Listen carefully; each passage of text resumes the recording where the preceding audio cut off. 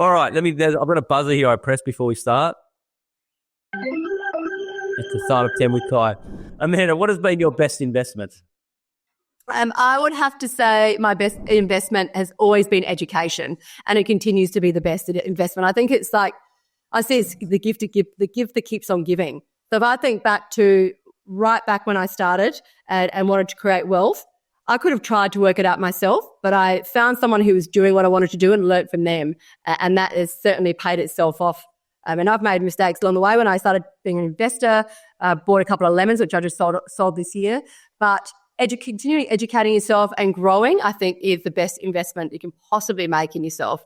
It teaches you things you don't know, but I also see it as an insurance policy as well. Learn from other people's mistakes so that you can avoid them. And I also find that it's a fast track to whatever it is you're trying to achieve. So every single year, even now, I invest $10 to $15 to $20, sometimes $50,000 in myself every single year. Whatever it is I'm trying to learn, I will invest in myself. So I'd have to say without a doubt is education.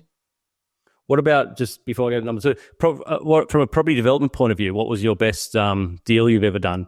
Oh, so my best deal was one I banked last year. So it was interesting during COVID when the market was really tricky, severe supply shortages and labour shortages and projects extended and build costs going up.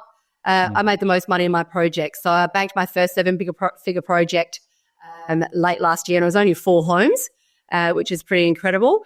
Wow. So that's probably my best project.